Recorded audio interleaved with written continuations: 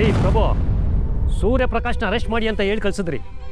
ನೀವು ಹೇಳಿದ್ರಿ ಅಂತ ನಾವು ಅರೆಸ್ಟ್ ಮಾಡಕ್ಕೆ ಹೋಗಿದ್ವಿ. ಈಗ ಪೆಂಗ್ ನನ್ನ ಮಕ್ಕಳ ಥರ ವಾಪಸ್ ಬಂದಿದ್ದೀವಿ. ಅದೇನೋ ಹೇಳಿದ್ರಲ್ಲ, ರೂಮು ಮಣ್ಣು ಮಸಿ, ನೀವು ಹೇಳಿ ಸ್ಪಾಟಲ್ಲಿ ಹೋಗಿ ಚೆಕ್ ಮಾಡಿದ್ವಿ, ಅಲ್ಲೇನೂ ಇರಲಿಲ್ಲ. ನಿಮ್ಮನ್ನು ನಂಬ್ಕೊಂಡು ಹೋಗಿ ಅವ್ರ ಮುಂದೆ ಪೆಕ್ರುಗಳ ಥರ ನಿಂತು ಸಾರಿ ನಮಗೆ ರಾಂಗ್ ಇನ್ಫಾರ್ಮೇಷನ್ ಬಂದಿದೆ ಅಂತ ತಲೆ ತಕ್ಷ ಮಾಡಿಬಿಟ್ರಲ್ರಿ. ನೋಡಿ, ಸರಿಯಾದ ಇನ್ಫಾರ್ಮೇಷನ್ ಇಲ್ಲದೆ ಗಾಳಿಯಲ್ಲಿ ಗುಂಡಾರಿಸಿ ನಮ್ಮನ್ನು ಬಲಿಕ ಬಕ್ಕ ಮಾಡಿಬಿಟ್ರಿ ಪ್ರಭು. ಇನ್ಮೇಲೆ ಸುಮ್ಮನೆ ನಮಗೆ ಕಾಲ್ ಮಾಡಬೇಡಿ, ಅರ್ಥ ಆಯ್ತಾ?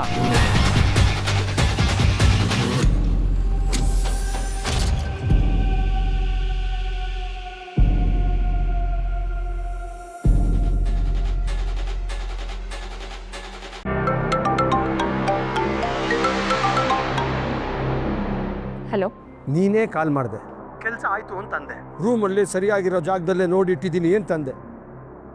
ಈಗ ಪೊಲೀಸ್ ಬಂದು ಮೂಲೆ ಮೂಲೆ ಚೆಕ್ ಮಾಡಿದ್ದಾರೆ, ರೂಮಲ್ಲಿ ಏನು ಸಿಕ್ಕಿಲ್ಲ. ಈ ಪ್ರಭು ಹತ್ರನೇ ಡಬಲ್ ಗಮ. ಎಲ್ಲವನ್ನ ಯುದ್ಧದಿಂದ ಗೆಲ್ಲಕ್ಕಾಗಲ್ಲ ಸರ್, ಕೆಲವೊಂದನ್ನ ಯುಕ್ತಿಯಿಂದನೂ ಗೆಲ್ಲಬೇಕಾಗತ್ತೆ.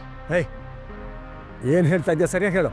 ನನ್ನ ಮಗ ಆಟೋ ಡ್ರೈವರು ನನ್ನ ತಂಗಿಗೆ ಎಲ್ಲ ವಿಷಯ ಹೇಳಿದ್ದಾನೆ. ನಮ್ಮ ಪ್ಲ್ಯಾನು ಎಲ್ಲಾನು ಬಾಯಿ ಬಿಟ್ಟಿದ್ದಾನೆ. ಒಂದು ವೇಳೆ ಪ್ಲ್ಯಾನ್ ಪ್ರಕಾರ ಎಲ್ಲ ನಡೆದಿದ್ದಿದ್ರೆ ಸೂರ್ಯಪ್ರಕಾಶ್ ಇಷ್ಟೊತ್ತಿಗೆ ಅರೆಸ್ಟ್ ಆಗಿರೋರು. ಅದನ್ನು ನನ್ನ ತಂಗಿ ನೋಡಿರೋಳು. ಆಟೋ ಡ್ರೈವರ್ ಹೇಳಿರೋದಕ್ಕೂ ಇಲ್ಲಿ ನಡೆದಿರೋದಕ್ಕೂ ತಾಳ ಮೇಳ ಹಾಕಿರೋಳು. ಎಲ್ಲ ಕನೆಕ್ಟ್ ಮಾಡಿ ನನ್ನ ಬುಡಕ್ಕೆ ಕೊಳ್ಳಿ ಇಡ್ತಾ ಇದ್ಲು. ಇಷ್ಟೆಲ್ಲ ಪ್ಲ್ಯಾನ್ ಮಾಡಿ ಸಿಕ್ಕಾಕೊಂಡ್ರೆ ನಮ್ಮಂಥ ದಡ್ರು ಯಾರಿರ್ತಾರೆ? ನನ್ನ ತಂಗಿ ಕೇಳಿದ್ದು, ಅವಳು ನಂಬಿದ್ದು ಎಲ್ಲ ಸುಳ್ಳಾಗಿ ನಾನು ಸತಿ ಸಾವಿತ್ರಿ ಅಂತ ಪ್ರೂವ್ ಆಗಬೇಕಾಗಿತ್ತು. ಅದಕ್ಕೆ ಸೂರ್ಯಪ್ರಕಾಶ್ ಅರೆಸ್ಟ್ ಆಗೋ ಪ್ಲ್ಯಾನ್ನ ಉಲ್ಟಾ ಮಾಡಿದೆ. ಸೇಡಿನ ಬೆಂಕಿ ಹಚ್ಚಕ್ಕೆ ಹೋಗಿ ನಾವೇ ಅದರಲ್ಲಿ ಸುಟ್ಟು ಹೋಗ್ಬಾರ್ದಲ್ವಾ? ಅದಕ್ಕೆ ಒಂದೊಂದೇ ಹೆಜ್ಜೆ ಇಡೋಣ. ಸ್ವಲ್ಪ ಟೈಮ್ ಕೊಡಿ ಸರ್, ಎಲ್ಲ ಕಡೆಯಿಂದನೂ ಸೇಫ್ ಆಗಿ ಒಂದೇ ಸತಿ ಅಟ್ಯಾಕ್ ಮಾಡೋಣ. ನೀನು ಹೇಳೋದ್ರಲ್ಲೂ ಲಾಜಿಕ್ ಇದೆ. ಏನು ಮಾಡ್ತೀಯೋ ಮಾಡು, ನಿನಗೆ ನನ್ನ ಸಪೋರ್ಟ್ ಇದ್ದೇ ಇರುತ್ತೆ.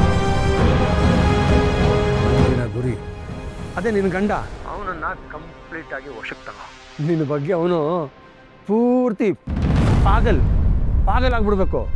ಹಂಗೆ ಮಾಡು. ಅವನ ನಿಯತ್ತು, ಅವನ ನಂಬಿಕೆ ಎಲ್ಲ ನಿನ್ನ ಸ್ವತ್ತಾಗಬೇಕು. ಹಂಗೆ ಮಾಡು. ಒಂದು ಸರ್ತಿ ನಾಯಿಗೆ ನಿಯತ್ತು ಬೆಳೀತು ಅಂತಂದರೆ ನೀನು ಬಿಸ್ಕೆಟ್ ಆಗ್ತಾ ಹೋಗು. ನೀನು ಚೂ ಬಿಟ್ಟ ಕಡೆ ಅದು ಅಟ್ಯಾಕ್ ಮಾಡ್ತಾ ಹೋಗುತ್ತೆ. ನಮ್ಮನೆ ನಮ್ಮವರು ಅಂತ ಏನು ವ್ಯತ್ಯಾಸ ಮಾಡಲ್ಲ.